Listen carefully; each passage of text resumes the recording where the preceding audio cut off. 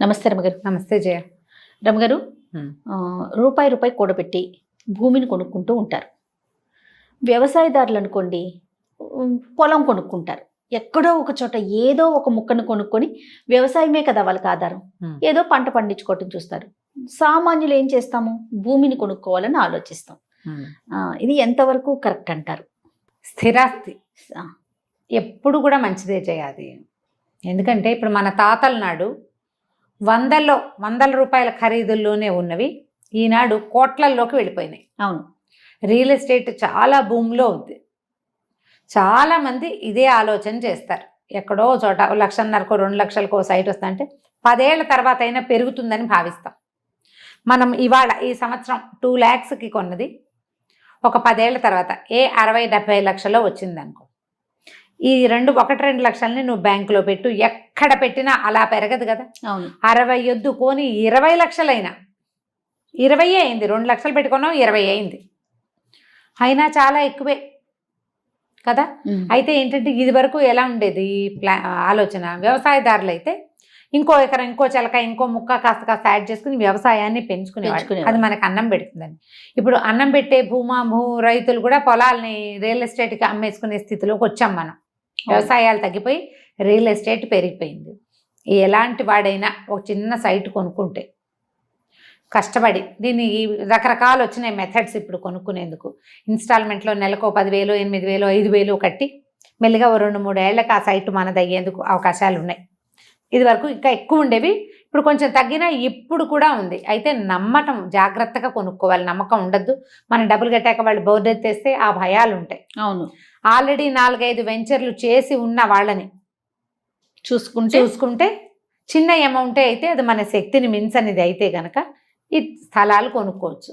ఇది ఒక ఇల్లుండి, ఒక చిన్న ఇల్లుండి ప్లస్గా ఇది చేయటం, ఇది పిల్లల భవిష్యత్తుకో, చిన్నపిల్లల ఆడపిల్లల పెళ్ళిళ్ళకో, మగపిల్లల చదువులకో, లేదా ఆడ మగ ఏ పిల్లల పెళ్ళిళ్ళకైనా అందరికీ చదువులు కావాలి. ఇప్పుడు చదువులు భవిష్యత్ అవసరాల దృష్ట్యా ఇలా మదుపు పెట్టడం, పొదుపు చేయటం, దీన్ని ఈ రకమైన జాగ్రత్త చేయటం పాతకాలం నుంచి చేసేదే. ఇప్పుడు మెథడ్స్ మారినాయి.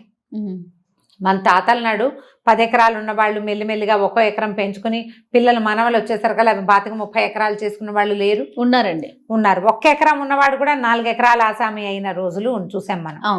ఇది మంచి పద్ధతే.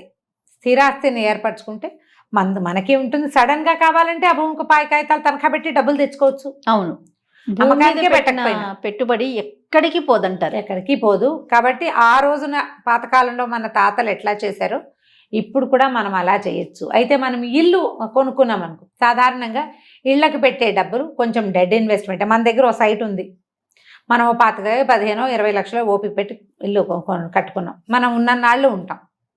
ఇంటికి ఏమి రేట్ ఇవ్వరు చేయాలి. అవును, స్థలానికే రేట్ వస్తుంది.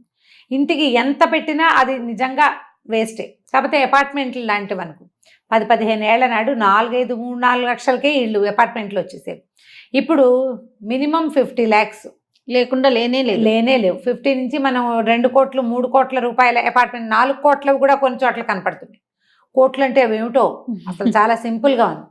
మనం 25-30 ఇల్లు కావాలంటే పూర్తిగా అవుట్స్కట్స్లో ఎక్కడో దొరుకుతుంది. చిన్న ఊళ్ళల్లో అపార్ట్మెంట్లు దొరుకుతాయి. అపార్ట్మెంట్ అనగానే మనకు ఒక ఫీలింగ్ వస్తుంది. ఇందులో నుంచి మనకేం మిగ రాదు భూమి. అవును, అన్డివైడెడ్ షేర్ ఏదో చెప్తారు, యూడిఎస్ అంటారు, అన్డివైడెడ్ షేర్. ఆ యూడిఎస్ ఎంత వస్తుంది? ఓ 50 గజాలు, 60 గజాలు, 55 గజాలు వస్తుంది.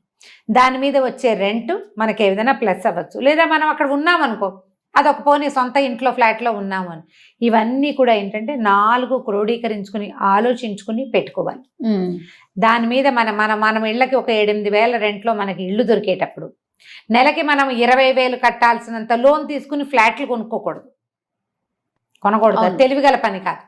7-8,000 మనం రెంట్ ఇవ్వగలిగే స్థితిలో ఉన్నప్పుడు నెలకు ఒక 5-6 పైన పెట్టగలిగితే ఏదైనా భూమి మీద మదుపు పెట్టుకోవచ్చు. భూమి అమ్మేసుకుని మనం ఇల్లు కొనుక్కోవచ్చు. చాలా మంది చేస్తారు ఇట్లాగే. ఈ ఐడియాలు జనరల్గా అందరికీ తెలిసినవే. సాధారణంగా అసలు ఇది తెలియని వాళ్ళు ఇప్పుడు అసలు లేరు. కాకపోతే ఒక ఏజ్ వచ్చాక ఇలాంటి పనులు చేయడానికి కొంచెం బెదురుగా ఉంటుంది. పెద్దవాళ్ళు అయ్యాక అప్పుడు ఇంకా చేయలేకపోతారు కదా. పిల్లల చదువులు, పెళ్ళిళ్ళు అని దగ్గరకు వచ్చేస్తాయి. ఇది కొంచెం పిల్లల చిన్నతనంలో అబ్బాయిలు అమ్మాయిలు యంగ్స్టర్స్గా ఉండి ఉద్యోగాలు మొదలుపెట్టిన కొత్తల్లో కొంచెం జాగ్రత్తగా ప్లాన్ చేసుకుంటే భవిష్యత్ అవసరాలకి తప్పకుండా స్థిరాస్తిని ఏర్పరచుకోవచ్చు. ఒకడికే 100 ఎకరాలు 1000 ఎకరాలు చేసుకుంటామనే వాళ్ళు ఉన్నారు, మనకు కనపడుతున్నారు కదా కామందులు, భూస్వాములు. అలా కాకుండా ప్రతివాడు తనకంటూ ఒకటి ఏదైనా ఏర్పరిచి పెట్టుకుంటే సడన్గా మన ప్రాణాల మీదకి వచ్చినప్పుడు, మన పిల్లల చదువులకో పిల్లల పెళ్ళిళ్ళకో ఏ అనారోగ్యాలు వచ్చినప్పుడు, లేదా మన తర్వాత తరాలకి కొంత హెల్ప్గా ఉంటుందనో తప్పకుండా చేయొచ్చు. దీనికి ఏంటంటే ప్రధానంగా మనం ఎక్కడ ఉంటామో ఏరియా సర్వే ఒకటి చేయాలి కొనుక్కునే ముందు. అవును. ఏ ఏరియాలో రేట్లు ఎక్కువ ఉన్నాయి, ఎక్కడ తక్కువ ఉన్నాయి, ఎక్కడ పెరిగే అవకాశం ఉంది, లేదా కొనుక్కుంటే మన పిల్లలకి రేపొద్దున ప్లస్ అవుతుందా. పిల్లలకి ప్లస్ అవ్వాలి కదా, వాళ్ళకి ఆ వైపు ఉద్యోగాలు వస్తాయా, వాళ్ళు దీన్ని ఉంచుకోగలరా, వ్యవసాయ భూముల్లోకి వెళ్ళి చిన్న చిన్న వ్యవసాయాలు చేయాలని సరదా పడే వాళ్ళు కూడా ఉన్నారు ఇప్పుడు. అవును.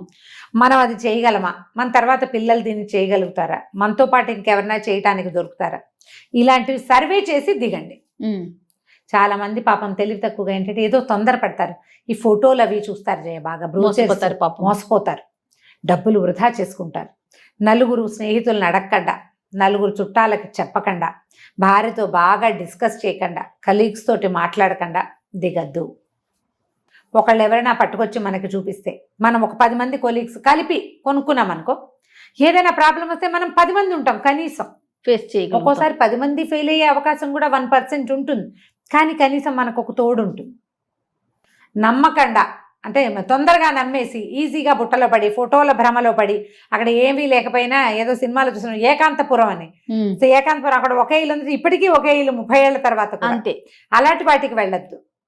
ఇలా వెంచర్స్లోకి వెళ్ళేటప్పుడు మన వాళ్ళ నలుగురిని కనుక్కోండి. ఆల్రెడీ అక్కడ కొన్న వాళ్ళకి వాళ్ళ సంగతులు కనుక్కోవటం, సర్వే చేసి బాగా కనుక్కుని అప్పుడు మదుపు పెట్టండి ఎక్కడైనా సరే. కానీ ఇలా మదుపు పెట్టడం ఎప్పుడు కూడా చాలా మంచిదే. మనకేంటంటే జీవితం మీద ఒక భరోసా ఉంటుంది, ఇది మన వెనకాల ఉందన్న దన్ను. నాన్న ఉంటే ఎట్లా దన్ను ఉంటుందో భూమి ఉంటే కూడా అలాంటి దన్ను ఉంటుంది. అది ఎంత చిన్నదైనా సరే మన శక్తిని అనుసరించి, అంతే, మన శక్తి అనుసారం కదా. ఓ ఇల్లు, భూమి, బంగారము ఎక్కువ భరోసాని ఇస్తాయి. ఇప్పుడు బంగారం కొనలేని స్థితి వచ్చింది, భూమి మనం పర్వాలేదు నిదానంగా ప్రయత్నం చేసుకుని ఏదో కాపీగా ఏర్పరచుకోవచ్చు. కాబట్టి ఆ రకంగా ప్రయత్నం చేయండి. ఇప్పుడు ప్రపంచం అంతా పెరిగి పెద్దదైపోతుంది. వరకు హైదరాబాద్ సిటీ కొంతే ఉండేది, ఇప్పుడు ఎక్కడెక్కడెక్కడెక్కడికో బెంగళూరు దాకాను మహారాష్ట్ర దాకా అట్లా విస్తరించి వెళ్ళిపోతుంది. సో దూరంగా కూడా కొనుక్కోవచ్చు, బట్ కొంచెం చూసుకుని మన డబ్బులు వృధా కావు అన్న నమ్మకం వచ్చాకే దిగితే మంచిది. తప్పకుండా రమ్మగారు. నమస్తే. నమస్తే చెయ్యి.